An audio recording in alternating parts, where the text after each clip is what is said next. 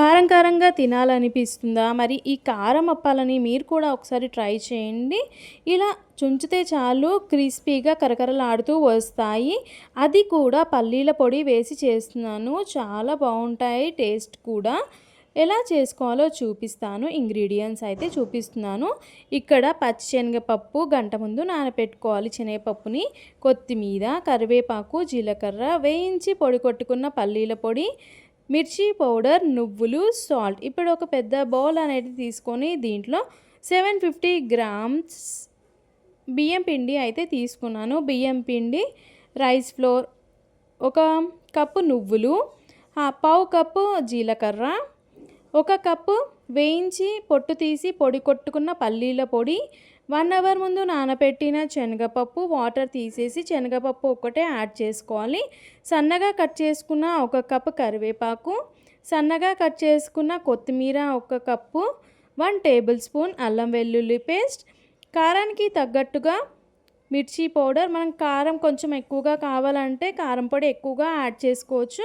రుచికి తగ్గట్టుగా సాల్ట్ అనేది యాడ్ చేసేసుకొని ఒక 2 నుంచి 3 table spoon oil are butter కూడా మనం ఇక్కడ యాడ్ చేసేసుకొని ఈ మిశ్రమాన్ని మంచిగా మిక్స్ చేసిన తర్వాత దీంట్లో సాల్ట్ సరిపోయిందా లేదా కూడా మనం ఇక్కడ టెస్ట్ చేయొచ్చు అన్నమాట. టేస్ట్ చేసిన తర్వాత ఒకవేళ సాల్ట్ కావాలంటే యాడ్ చేసేసుకోవచ్చు. లేదంటే ఇలా వాటర్ వేస్తూ కూల్ వాటర్ వేస్తూ మెల్లిమెల్లిగా ఈ పిండిని మనం రెడీ చేసేసుకోవాలి. పిండి మాత్రం కొంచెం గట్టిగానే తడుపుకోవాలన్నమాట. చాలా క్రిస్పీగా టేస్టీగా వస్తాయి మనకి కారం అప్పాలు అనేటివి.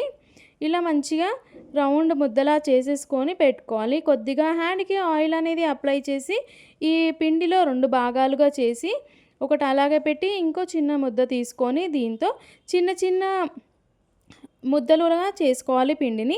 మనకి ఏ సైజ్ కావాలి అప్పాలనేది చూసుకొని పెద్ద సైజ్ అయితే పెద్దగా ముద్ద తీసుకోవాలి. అలా చిన్నగా కావాలంటే చిన్న చిన్న ముద్దలు తీసుకొని ఇలా రౌండ్ బాల్స్లా చేసుకొని ప్లేట్లో రెడీగా పెట్టేసుకోవాలి. ఇప్పుడు పూరీ ప్రెషర్ ఉంటుంది కదా, పూరీ మేకింగ్ది, అది తీసుకొని ఒక కవర్ తీసుకొని గట్టిది దానికి ఆయిల్ అనేది అప్లై చేసిన తర్వాత ఈ పిండి ముద్దని పూరీ ప్రెషర్ మీద పెట్టి ఇలా ప్రెస్ చేసేస్తే మనకి అప్ప అనేది రెడీ అయిపోతుంది. ఒకవేళ కొంచెం లావుగా ఉంది అనిపిస్తే సైడ్స్ ఒకసారి ప్రెస్ చేసేసుకొని మిడిల్లో హోల్ పెట్టేసి మనకి అప్ప అనేది రెడీ అయిపోతుంది, కారం అప్ప. ఇప్పుడు మనం ఆయిల్లో డీప్ ఫ్రై చేసేసుకోవచ్చు అనమాట. మెల్లిగా తీసేసేయాలి దీన్ని ఆయిల్ నుంచి సపరేట్, కవర్ నుంచి సపరేట్ చేసుకోవాలి.